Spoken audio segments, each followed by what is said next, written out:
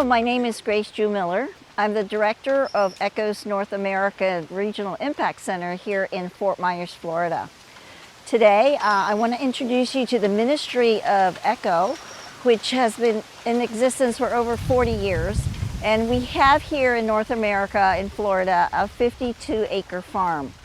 Our ministry is basically to give hope to the hungry by using sustainable agriculture and appropriate technology and creation care and good stewardship of the land to help farmers, small-scale farmers, to improve their lives by increasing their productivity and nutrition of the crops they are growing.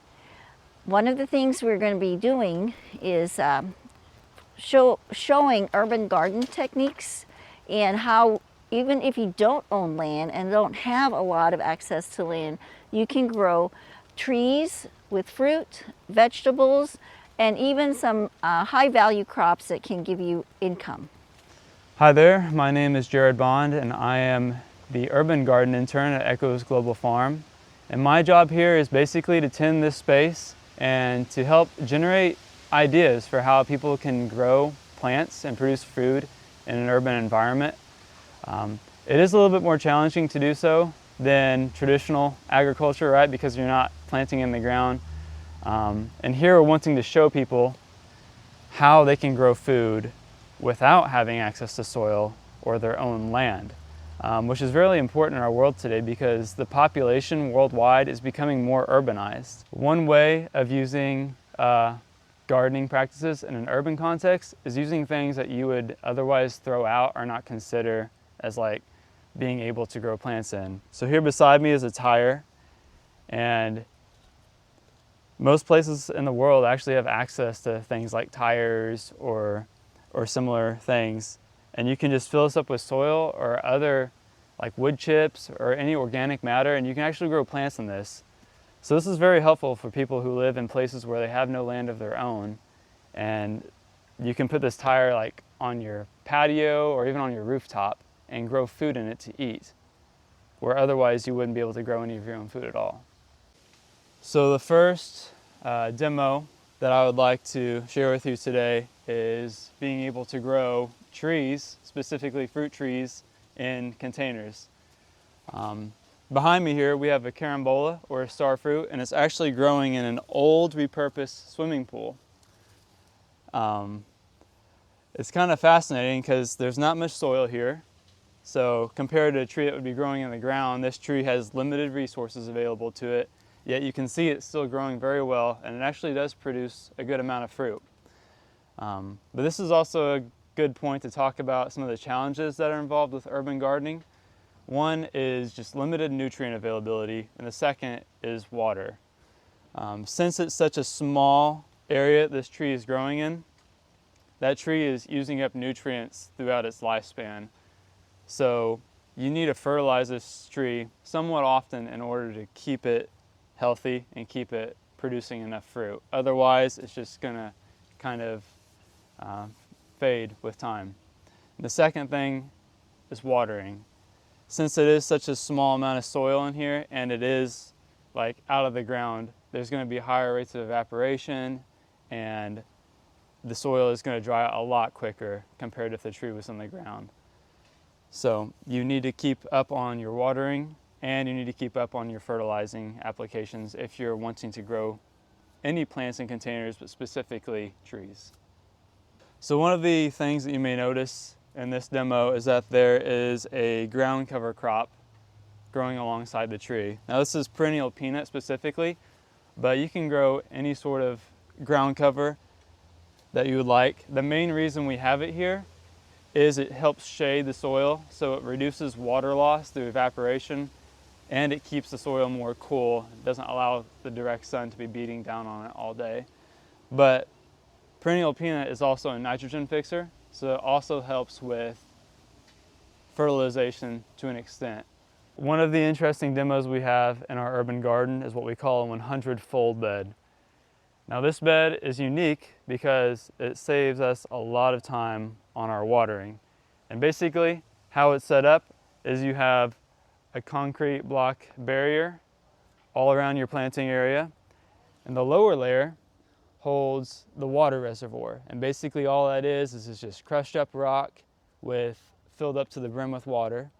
And then on top, this last concrete block layer is where you have your soil. So you plant your plants in that top layer, and as they grow, the roots go down and they start to touch that water reservoir. So as the soil on top dries out, those plants are still able to access water deep beneath. And that's how it saves you time on watering. Because this thing is full of water, those plants can access that water for days. I mean, I don't have to fill this bed up, but once every 1 to 2 weeks.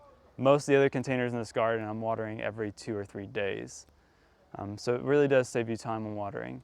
And an added benefit to this bed, if you use concrete blocks, you have more space in the middle of these blocks which you can plant stuff in. So here I have onions growing.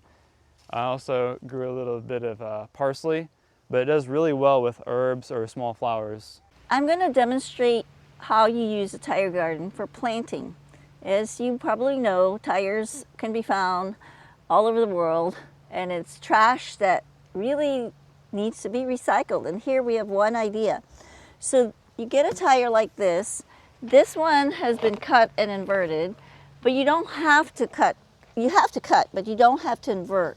And to cut it, you just go around the rim with a sharp machete or razor or any kind of saw or knife, and you're going to cut this rim until it comes apart. Okay, so this, we've already cut the rim and we've inverted it. Now the challenge of inverting a tire the first time is kind of hard, but once you get the hang of it, when I worked in Haiti, the Haitian farmers could invert these in just a couple of minutes. Now a novice like me and some of my students with me, it took us like 30 minutes to invert one tire, so that was not very efficient. But the reasons why you might want to invert it is it does increase your volume and it also looks better. And some people like the look. If you don't like to go through inverting, you don't have to invert it. You can still plant. So once the rim is cut, you're going to put a layer of plastic down so that your plants and your media does not fall through, and then you put this back on. So now you've secured it. Then you want to put some kind of absorbent fabric like a wick, so that when you water this and you use a pot, put it in the middle, and then you put your medium, which can be corn cobs, pine cones, sawdust, wood chips. In this case, we're going to use plastic bottles. Okay, you can crush them or you don't have to. The reason is you don't really need soil to grow plants. What you need is water, fertilizer, and something that the plants can anchor to. And the idea of rooftop or urban gardens is you don't want a lot of weight because you may have to move this container around. So the plastic fills up the tire. You can also use mulch. So you can use mulch and fill it up. I'll need a pot to put in the middle. And the idea is you're recycling things. You don't need soil. This is just mulch. You can use sawdust. You can use wood chips. Like I said, pine cones or corn cobs, whatever you have around in your area. So I'm filling it with some aluminum cans. Again, aluminum preferred over tin because it's lighter, because weight is an issue, especially if it is really going on your roof of your house or of your hut. You don't want heavy things on the roof. So I'm filling this up, and the reason for the pot in the middle is this way, once it's all filled with your plants and all your media, you can water right directly into this pot, and the water will go into that wicking system because I have this fabric down there and spread throughout the plant. So as we fill this, I'm going to finally put some plants in here.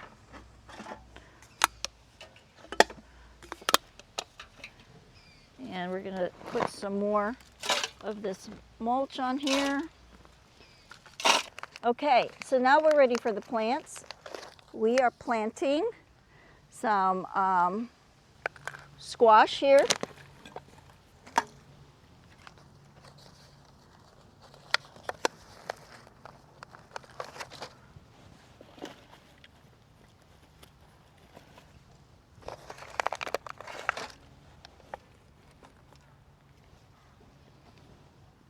And some eggplant.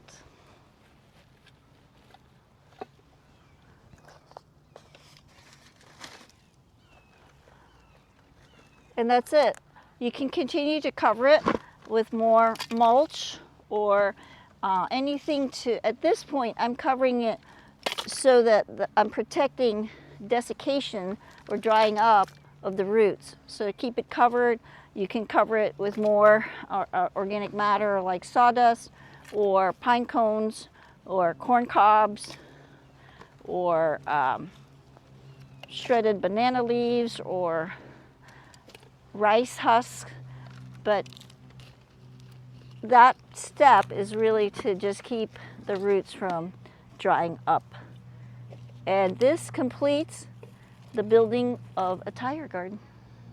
All right, now I'm going to irrigate. As I said, I'm going to start with this center pot, but because I just planted, I'm going to actually directly go over each seedling, make sure it's very, very saturated.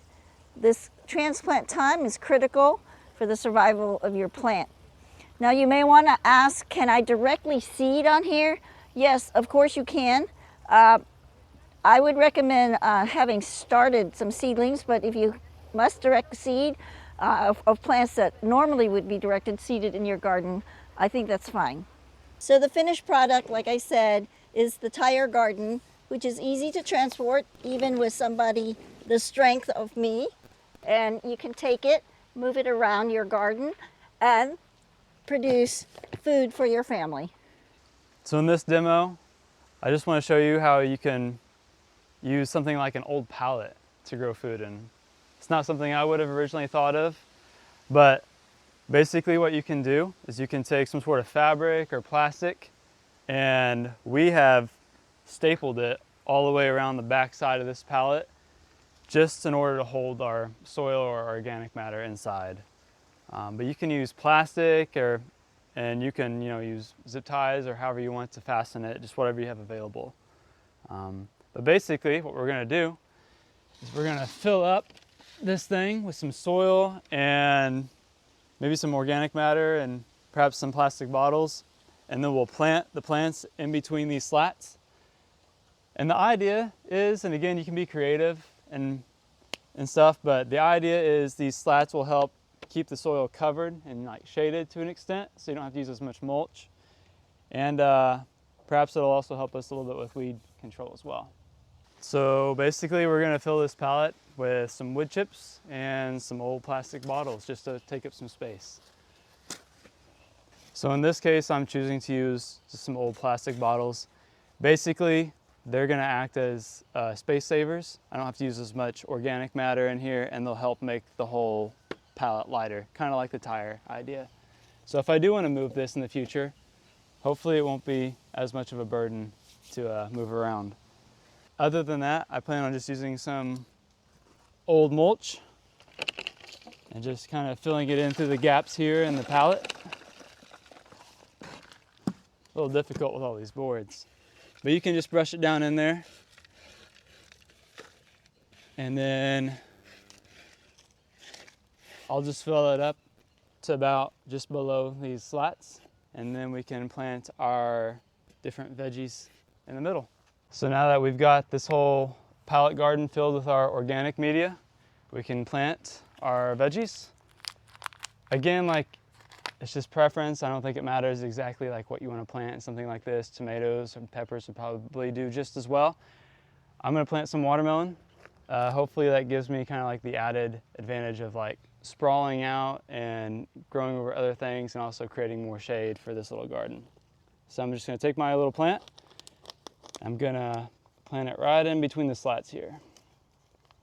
So another good point with watermelon especially, or any other type of vining plant, is that it's gonna vine out and it's gonna act as like a ground cover, and it's gonna keep weeds suppressed, and it's gonna keep your container garden a lot cooler than if it was just exposed to the sun all day long. So as I plant these, you'll notice like I don't have it filled all the way up to like the brim with mulch or soil. And I don't think it has to be. Remember, these plants, they basically just need water and nutrients. They just need a little bit of some sort of substrate in order to like anchor to and have their roots growing on. So it doesn't have to be perfect, doesn't have to look good. I mean, you're doing this to grow food. So you can make it look as you will, but basically that's the idea. Just make sure the plant, you know, is receiving sunlight, it's not buried underneath these wooden slats. And over time, that'll hopefully grow and sprawl out all over this thing, and you might not even be able to tell you had a pallet there to begin with. Okay, I'm going to demonstrate how you can use trash, stuff you have around, to make a planter. So these are grocery bags. These happen to be Walmart, but I'm going to triple the layers.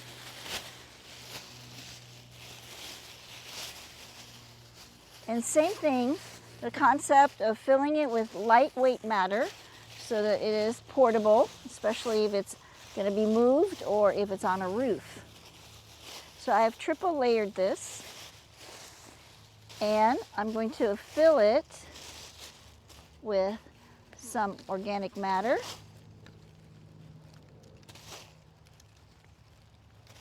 And in this case, I have some corn cobs. This is to add matter into this bag to keep it stiff, okay, so that you can keep it upright, and also because you want something for the roots to anchor to. And here I have some pine cones, mulch,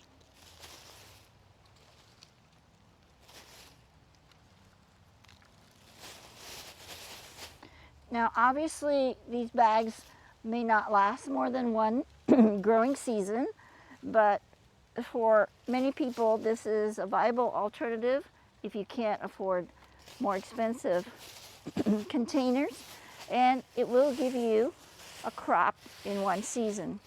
So I'm just rolling down the edge a little bit, and I'm going to put my vegetable, this is eggplant, in here. Now remember, you also have to be aware of how big your vegetable is going to get, so this is not a big container, so we don't want it to get too competitive as they get bigger. So I'm just putting 2 eggplants in here. And believe it or not, this container will last a season until your eggplant gets big enough to produce the fruit. One thing that you could do is to add some holes, probably about 1 or 2 centimeters above the bottom, just for drainage, so that this doesn't, in case there's a big rainstorm, just fill up and drown the plants. So that's it. There's your container garden. And is it movable? Yes, very movable. So in this demonstration, I'm going to show you kind of how to make a different type of sack garden. This one is out of an old coffee sack. And the cool thing about this one is it's made out of like jute fibers, which are like just a biodegradable fiber. So you don't have to worry about this thing breaking down like a plastic sack would. But you know, given your context, use what you have on hand. You can use plastic sacks too. But this guy it'll do its thing for about a year, and then it starts decomposing and you're gonna wanna get a different container. So basically, if you're making a sack garden using one of these canvas sacks, you want to have a central portion in the sack where you're going to water it. I mean, this thing's going to be full of organic matter and soil, and another thing about these things is that the water will leach out pretty quickly and it'll dry because it's standing up, it's in the wind. So you want a central way that you can water into the sack, and the water's going to go throughout the whole volume. The way I do that, and the way I've learned, is so I open the sack up, and I expose the bottom, and then I use this old PVC ring. Now you could use like an old coffee can that's had the bottom knocked out, but I just put that in there to act as a temporary structure for this rock, this crushed rock that I'm going to pour in through the bottom. Now you could use like wood chips here or something else, but the main purpose of this is, one, it acts as a filler, so I'm not having to use as much soil or mulch, but two, the water is going to move through this a lot quicker than it would in soil and a lot more freely. So I just fill this up with some of this gravel. One more added benefit to this is it makes your sack a little bit more heavy, so it keeps it in place. It's not going to tip over as easy. So now this whole container is full of this gravel. I'm going to leave that there for the moment, and I'm going to start adding my organic material. Now, if you fill this whole bag with soil, that's like a lot of dirt, right? It's a lot of soil that's probably not going to be adequately used. The stuff on the bottom is not going to be used by the plants that are growing at the top. So I'm going to fill it up with some old corn cobs and some of these pine cones here. And again, like, use whatever you have available. This is just stuff that we have on the farm that's left over. Otherwise it would be like waste, you know, we'd be composting it or something, and we can use it here to grow plants. So far the sack garden has corn cobs and pine cones in the bottom, and then I added a mixture of like sand and compost in there, and that's basically just gonna, as we shake this bag, it's gonna kind of settle in there between all that other stuff and just help fill the bag out and give the plant something to actually grow on and grow in. The last step I'm gonna do here is I'm gonna take out that mold I had that I was pouring the rocks into. So as I take it out, I'm gonna kind of spin it and just kind of rattle it so that rock kind of slides out in place. And so now we have that column of rock in the middle of the bag, and that's what we will water when we water this sack garden. That way we're not washing our soil out or anything, and it's gonna go through that column and water the whole volume of soil. So the last step is we're ready to plant. And in this case, I've got some squash here, and this is just a bushing variety, so it's going to grow well in this small space. But think of it like this bag could be twice the size, and you could have some sort of vining squash or even a watermelon that would just trellis kind of over the bag and make it into like a semi-vertical garden. Also, if this bag were taller, you could make the most out of it by cutting little slits or cuts in the side and growing plants directly out of the side of the sack as well. So you'd make more efficient use of your space. But that's how you make a sack garden. All right, we're gonna demonstrate what to do with these old jugs. They could be jugs of juice or water or milk, but here what we've done is we've cut the bottom off and just secured it to this board. Now this works with a staple gun or a nail, and you may have to experiment to see what holds it up best for your type of container, and whether you have issues with wind gusts or heavy rains, you may have to add a support on the bottom as well.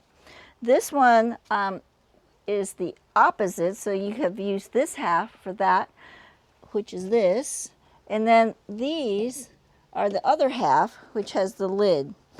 And this arm actually is where this bamboo stick has come through, and these are all hanging on the bamboo sticks, and we've secured that there. So you can see we have some plants in here. This is oregano. These are some flowers. You do need to realize that this kind of container will not support plants that are going to get really big, like pumpkins or watermelons, but for herbs and smaller plants that would work. So we're just going to demonstrate this one. We've got some mix of sand and soil. I'm going to put it in here. We can add, this is a deeper container, so we can add some filler like this can. and some more sand and soil. Again, you can also use mulch, pine cone, sawdust, wood chips, whatever you've got. Okay, fill it some more. And I've got my seedling ready to go. And then we'll fill it with some more.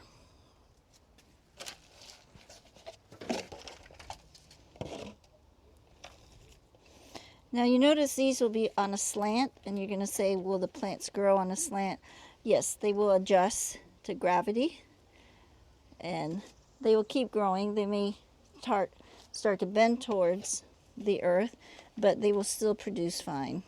One important thing in any kind of container garden is drainage. So here I'm going to poke some holes just about a centimeter from the bottom so that it will drain, especially if during the rainy season you do that. So just make sure you have some holes for drainage. All right, so this is how you would plant it. I would suggest for this type of planter to use things like herbs, flowers, marigolds, different types of things like basil or oregano, or dill, and onions, so they don't get too top heavy and fall off. Another demo we have here in the urban garden is what we call wicking beds. And so this bed kind of works somewhat similarly as a 100-fold, but the only difference is there is not nearly as much resources that are put into these beds. You can see that it's very short. I only have these small concrete pavers here that make out the frame. But of course, people can use bamboo or sticks, whatever they have, just to make a frame from which to grow your plants in. But the bed is made up really of only carpet on the bottom layer or cardboard, and then a thin layer of soil, and then on top I have a mulch just to kind of shade the soil and keep it cool. But this is the type of bed you would use if you did not have much organic matter to use for your plants. And it shows how you can grow plants with like hardly any soil. The way you water it is through these 5-gallon buckets in the back.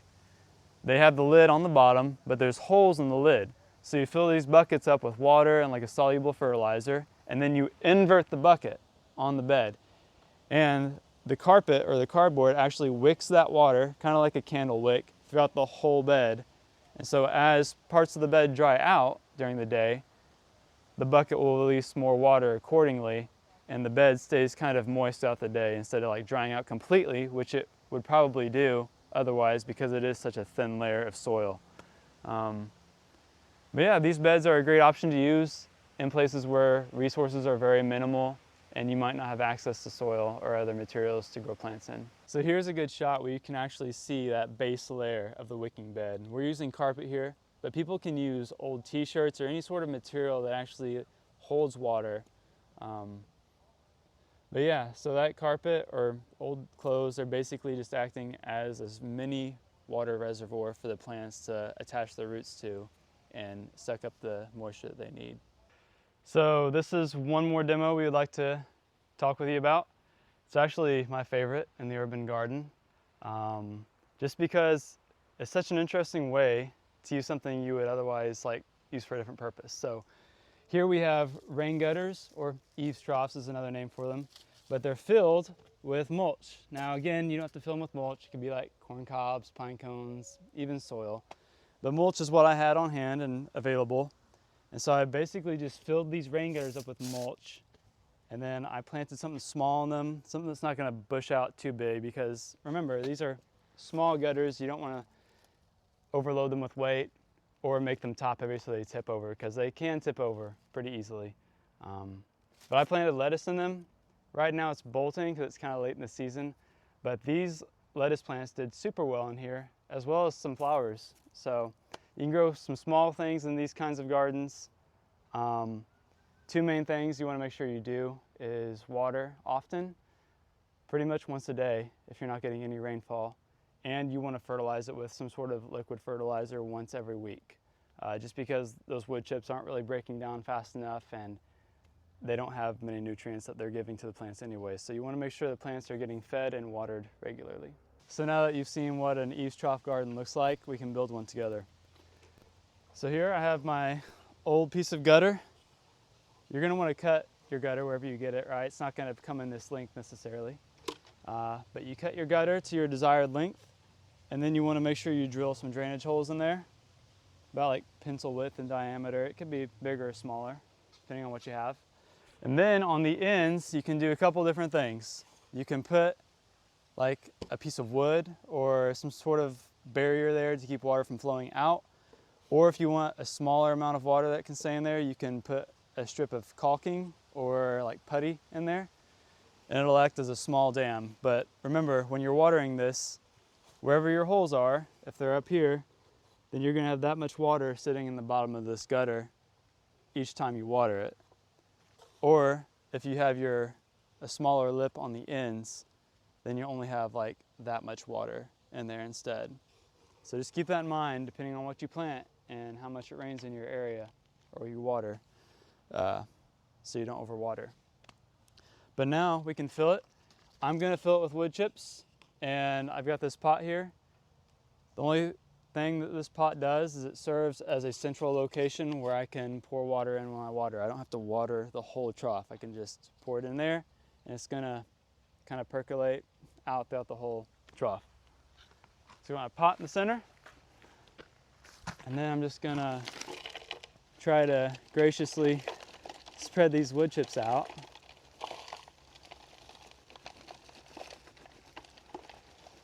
And I will fill this up pretty much to the top, maybe leave ½ inch or an inch or so from the very lip. So I have this this piece of lettuce here, or bok choy I believe it is, from a previous trough garden I made. I just have it here to show you kind of how much the roots develop even amongst like a wood chip media. I mean, you can see how solid that is. I can hold the plant and it still maintains its form. So these gardens still do a good job of keeping these plants alive and allowing them to thrive even. But now we can go ahead and plant. Everything's filled. I got my watering cup in there. And today I'm going to choose to plant eggplant in this trough.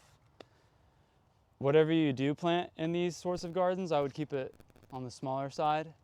Eggplants aren't going to get terribly big, but I don't know if I would plant like a big vining tomato or a watermelon in one of these. You could try it and see what happens depending on how much you're able to care for it in your context. But I've had most success with salad greens, flowers, and smaller plants like that. Herbs will probably do just as well in something like this. But, yeah, so I'll probably plant like 2 eggplants on each side of this central watering cup, and just, yeah, try to press them down in there and get them as packed as you can, and the roots will spread out through that with time. And again, as I water, I'm just gonna pour it in the middle here.